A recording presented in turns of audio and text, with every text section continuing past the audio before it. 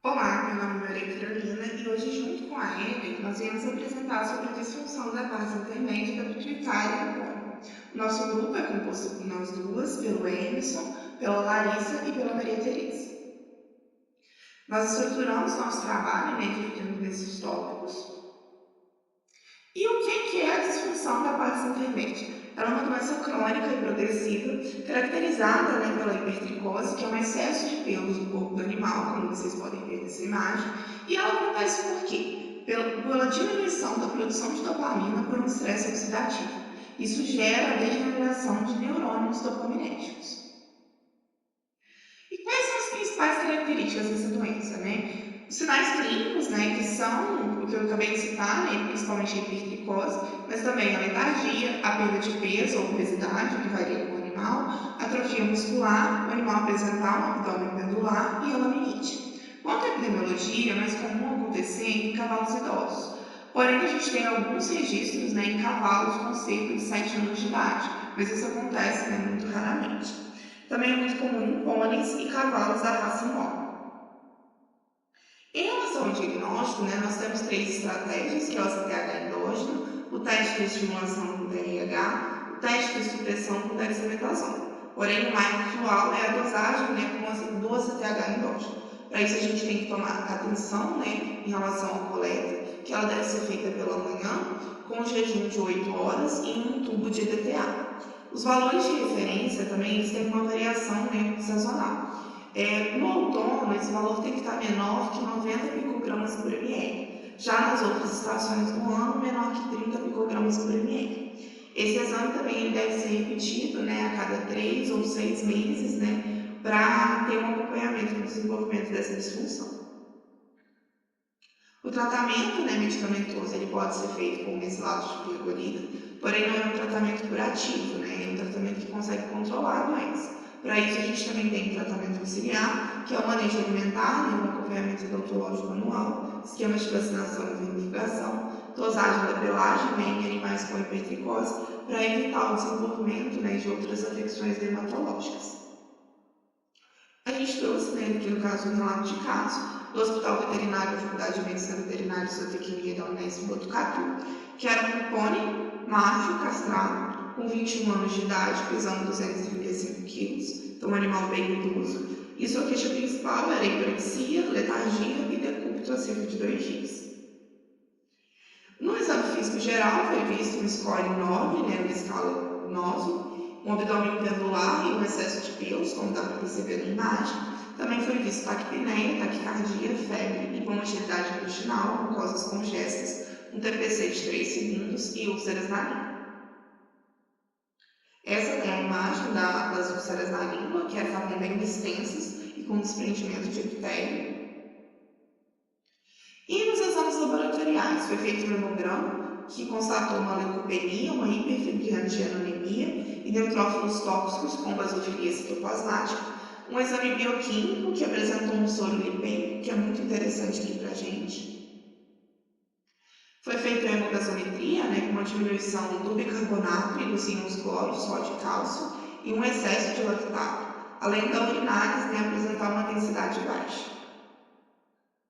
No exame de imagem escolhido, que no caso foi a ultrassonografia, foi visualizado o fígado hiperecóico, que é bem sugestivo de lipidose hepática, como apresentado na imagem, e por isso as suspeitas clínicas foram a síndrome metabólica equina e a disfunção da base intermédia da pituitária.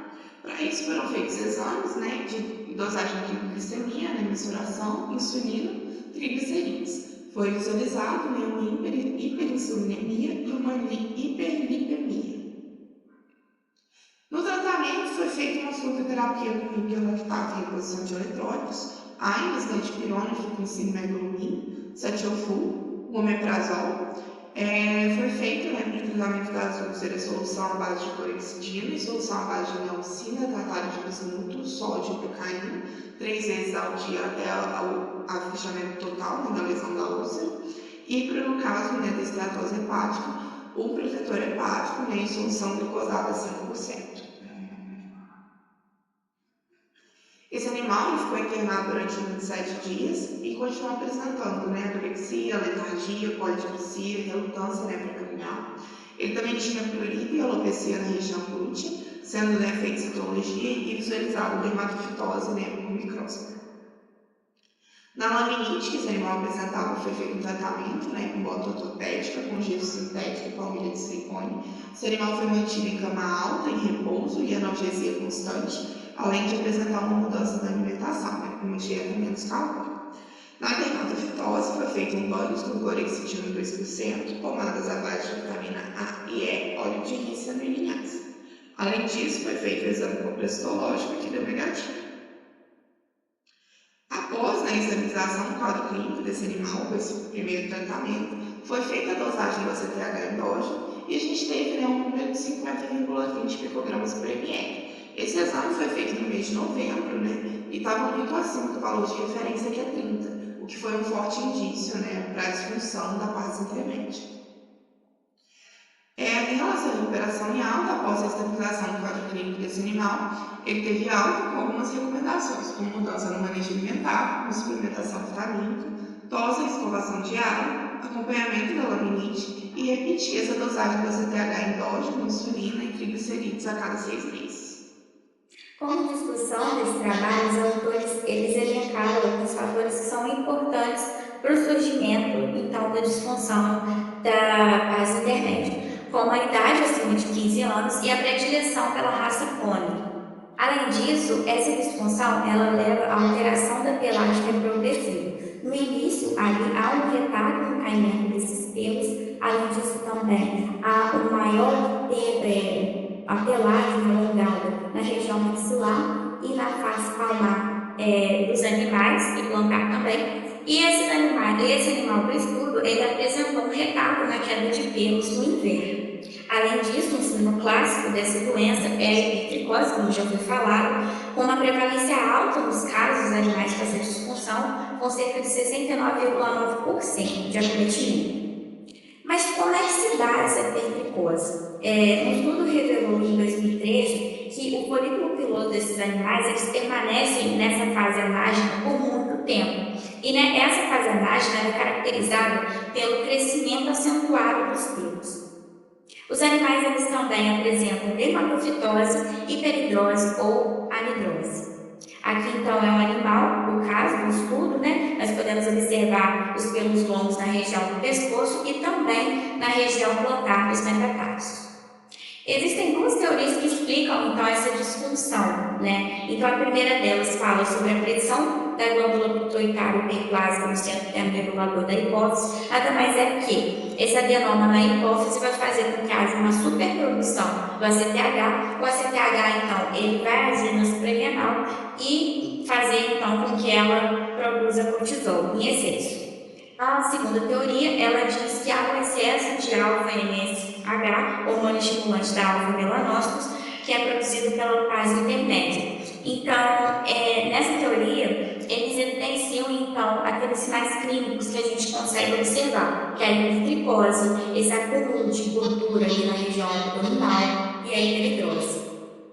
A laminite também é o segundo maior achado dessa doença, com uma prevalência de 48,9% dos animais acometidos, e ela é explicada pela hiperinsulinemia, que faz com que haja um adensamento ali do endodesmossoma. Ele vai então diminuir ali de tamanho, que o endodesmossoma ele é um componente da membrana basal do casco, e vai então fazer com que o animal tenha a laminite. Vale ressaltar que essa disfunção da base intermédia, ela é imunossupressora.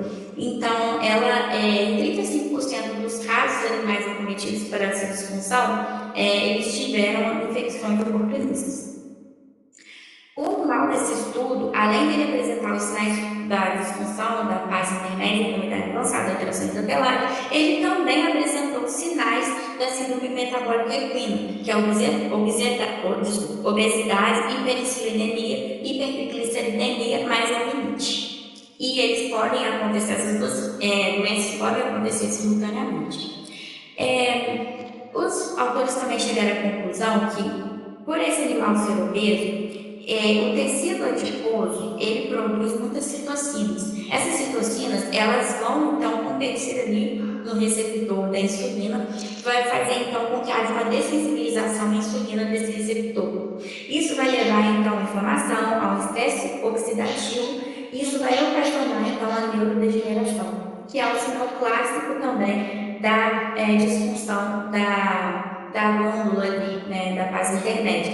Então, uma coisa leva a outra. A síndrome metabólica equina, ela leva, então, à disfunção da base intermédia. Então, é importante a gente monitorar, principalmente os animais idosos.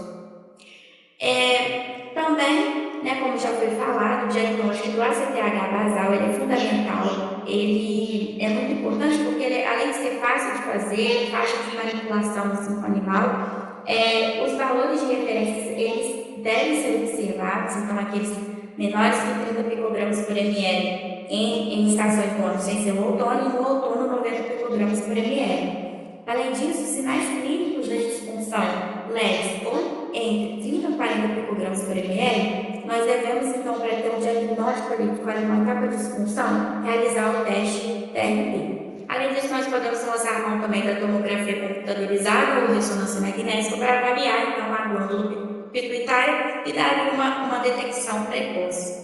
Além disso, também tem a resposta à terapia com mesilato de pergolida, principalmente em animais idosos com hipertricose generalizada, na dose de 0,02 a 0,06 mg por quilo, via oral uma vez ao dia, ou 0,5 a 2 mg por dia para cavalos adultos acima de 500 kg. Claro, depois de eu fazer essa terapia, eu devo fazer uma nova avaliação após 4 a 8 semanas.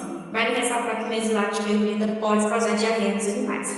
Também posso usar o ciproheptadina, só que ele tem menos sucesso do que o mesilato, e doses elevadas desse medicamento pode levar a letargia, sonolência e parafimonse. Também podemos fazer uma suplementação de vitamina B12, já que os estudos mostram que em humanos a deficiência da vitamina B12 pode levar a Parkinson, Alzheimer e doença de câncer. Então, os autores concluíram que uma deficiência da vitamina B12 pode levar então, à disfunção da glândula da base intermédia, né? Além disso, a vitamina B12 é essencial para o funcionamento normal do sistema nervoso central. Só que o proprietário desse animal do estudo, ele não quis fazer o tratamento porque considerou o tratamento muito oneroso. Então, e como um tratamento ele não cura, ele não vai curar o animal dessa doença, ele optou por não fazer, a não ser que o animal estivesse no pior, aí ele entra no tratamento, né? Então tem muita relutância, porque como não cura, os proprietários eles têm uma relutância. Só que a gente tem que entender que esse tratamento ele vem ali então para aliviar, para melhorar o bem-estar do animal. Nós também devemos entrar com controle de parasitos, com tratamento agroecológico anual, com manejo da limite, para proporcionar a esse animal um bem-estar. Então, essa foi a nossa apresentação. Agradeço.